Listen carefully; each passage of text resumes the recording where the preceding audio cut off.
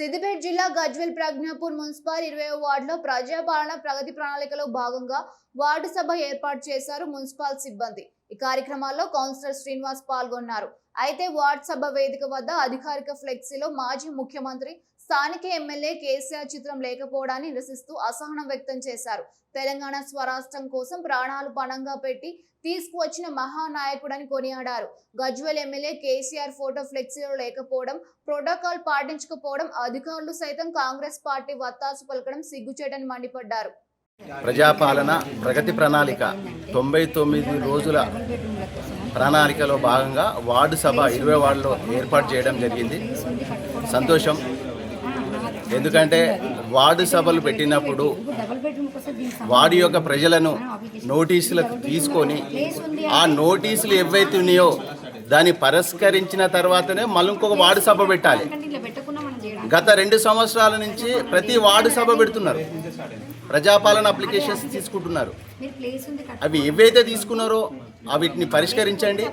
ప్రభుత్వానికి నేను డిమాండ్ చేసేది ఒకటే, ప్రజలను కాలయాపన చేయకుండా వాళ్ళ యొక్క సమస్యలను నెరవేర్చి మేము నెరవేర్చినామని చెప్పి ప్రజలకు సంతృప్తి చేస్తేనే ప్రభుత్వానికి పేరు వస్తుంది, మాలాంటి కౌన్సిలర్కు పేరు వస్తుంది. ఈరోజు వార్డు సభలో ఒక ఫ్లెక్సీని ఏర్పడడం జరిగింది. వార్డు సభలో తెలంగాణ రాష్ట్రాన్ని తెచ్చినటువంటి మన కేసీఆర్ గారి యొక్క, మన స్థానిక ఎమ్మెల్యే కేసీఆర్ యొక్క ఫోటో లేకపోవడం నాకు బాధాకరం. ఎందుకంటే ప్రోటోకాల్ పాటించాలి. మీరు పాటించుకుంటూ వేరే వాళ్ళు కూడా చెప్పాలి. మీరే పాటించకపోతే మీరు ఎవరికి చెప్తారండి? దయచేసి రిక్వెస్ట్, మళ్ళా ఏదైనా వార్డు సభ పెడితే మా యొక్క కేసీఆర్ ఎమ్మెల్యే సార్ యొక్క ఫోటో పెట్టాలని చెప్పి నేను ఒక టీఆర్ఎస్ కౌన్సిలర్గా నేను ప్రభుత్వానికి నేను డిమాండ్ చేస్తున్నాను. ప్రజలు కూడా చాలామంది కేసీఆర్ ఫోటో లేదన్న వార్డు సభ ఎందుకు పెట్టినామని కూడా మమ్మల్ని అడగడం జరిగింది. కాకపోతే మేము ఇక్కడ ఎవరిని విమర్శిస్తలేం, ప్రోటోకాల్ పాటించాలని చెప్పి నేను సభా వేదిక పరంగా మేము చెప్పడం జరుగుతుంది. వార్డులో కూడా సమస్యలు ఉన్నాయి. గతంలో సీసీ రోడ్లు కూడా వేయడం జరిగింది. సీసీ రోడ్లు వేసిన సెంటర్లో యూజీడీ మ్యానువల్స్ ఉన్నాయి, అవి డౌన్ ఉన్నాయని చెప్పి ప్రజల దృష్టికి తీసుకొచ్చడం జరిగింది.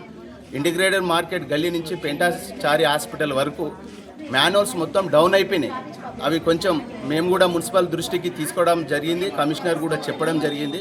ఇలాంటి వార్డు సభలో చెప్పిన సమస్యలను మీరు నెరవేర్చి మా యొక్క పేరు తేవాలని చెప్పి వార్డు 20 వార్డు ప్రజల తరపున నేను ఒక కౌన్సిలర్గా వినిపించుకొని ఈ అవకాశం ఇచ్చినటువంటి ప్రభుత్వానికి నేను ధన్యవాదాలు తెలియజేసుకుంటున్నాను.